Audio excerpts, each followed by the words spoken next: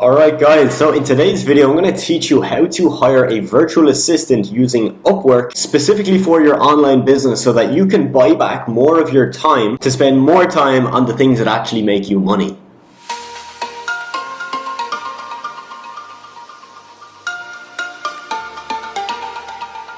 As entrepreneurs, we often fall into the trap of doing everything by ourselves, right? We think we're the best at doing it and you can't trust anyone else to do it for you. And this is completely false, and this mindset is pretty toxic. You need to learn how to get other people doing what you do so that you can actually make more money, more impact, and have more time to actually do what you want to do. So if you stay to the end of this video, I guarantee you will have a very good idea of how to go about doing this for yourself and how to hire a virtual assistant. And if you implement everything I tell you in this, you should be able to hire a virtual assistant with very little headaches, and from doing so you should be able to make more money in your first couple of months. So here are the points that we're going to discover. So firstly, we're going to look at why you should get a virtual assistant into your business and what they can actually do for you. Like, what are the tasks and what are the roles? Secondly, we're going to look at where you can hire a virtual assistant. Third, we're going to look at how much you need to pay someone. 4, I'm going to explain to you what you need to look for when you're hiring this person. 5, I'm going to teach you how to trial this person so that you know it's a perfect fit. And 6, I'm going to tell you when to hire, because hiring too early may cause some issues. So what will a virtual assistant do for you? Simply put, a virtual assistant will do the things that you don't want to do. Any of the manual, repeatable tasks that you're doing in your business right now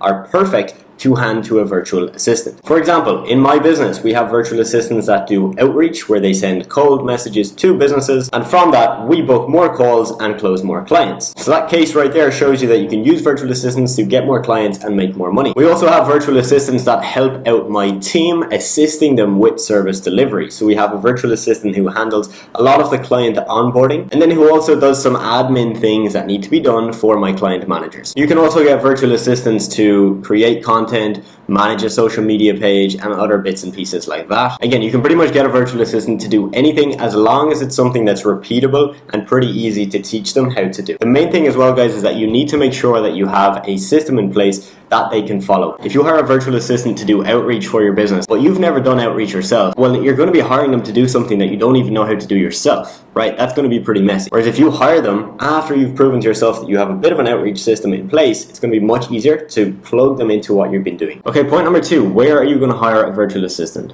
Right, let me just say that there are plenty of marketplaces and sites that you can hire virtual assistants on. I primarily use Upwork. I always have done, and it's always worked out pretty well for me. There are other platforms, onlinejobs.ph and places like this. Upwork has always worked well for me just because that's what I'm used to, that's where I usually hire people, and I know what to look for. Point number 3, how much are you going to pay your virtual assistant? Okay, this is really going to depend on the complexity of the tasks that they are doing. If they are just doing outreach, copy and pasting messages, and lead generation, you're probably going to pay them about $3 per hour. If they are managing one of your client's social media pages and there's like 101 things that they've got to do each day, you're probably going to pay them a little bit more, could be $4 or $5 per hour. Also, guys, don't get caught up on how much you're paying them. You want to make sure that whatever you're paying them brings you a return or either saves you time. So you're not so much looking at who's the cheapest, right? I'll give you an example right here.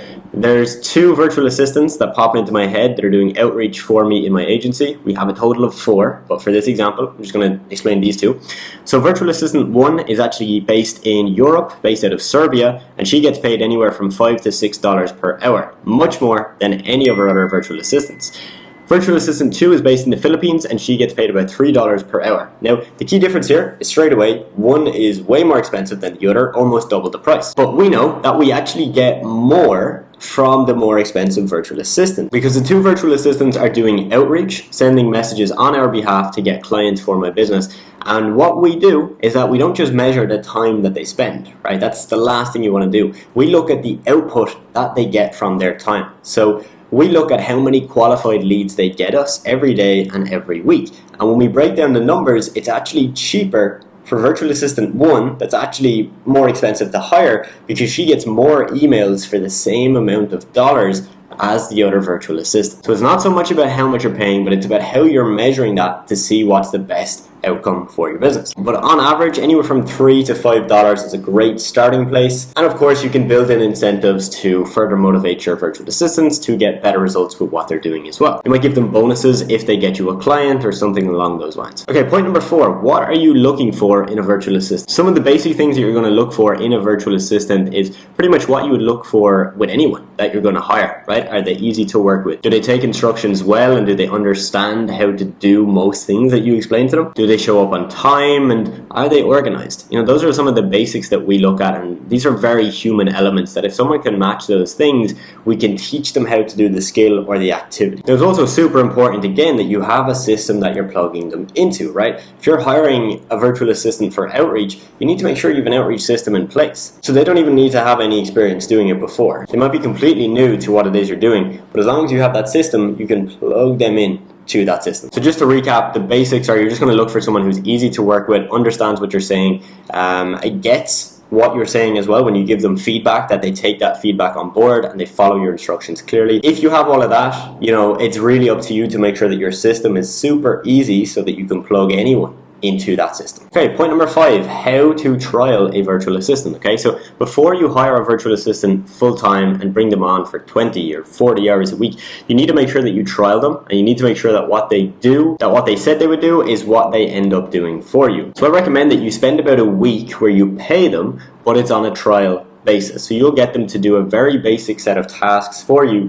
throughout that week to see if they're actually good at what they're doing. And this again is something that you can use for any person you're hiring for your agency, right? If you're hiring a graphic designer or a video editor, the same concept applies. You want to make sure, 1, on the surface level, they're easy to work with, but 2, that they can do what they said they would do, okay? If they're a designer, give them a couple designs to make for one of your clients or even for yourself, for your agency, just to see what they look like. You pay a few dollars, they get paid for their work, and you get to see if it's actually good quality. And finally, when are you going to hire your virtual assistant, okay? This is, again, going to depend on what you're hiring them for and why you feel like you need to hire them, okay?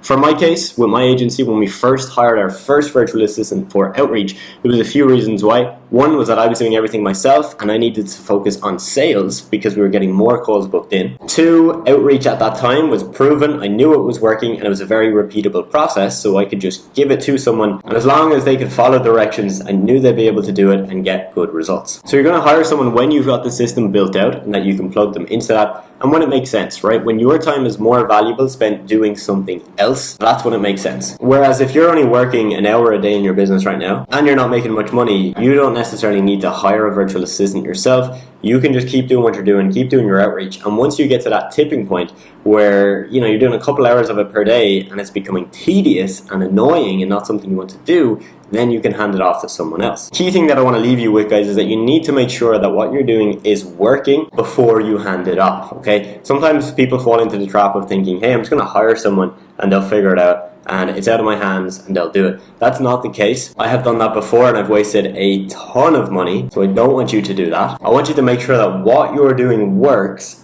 You build a system and then you hand it off to that person. So that is a wrap, guys. How to hire your first virtual assistant on Upwork.com to help you make more money, save more time, and have more free time to pretty much do what you want to do. So if you got some value from this video, do drop a like below. Make sure you are subscribed, and I will see you in the next video.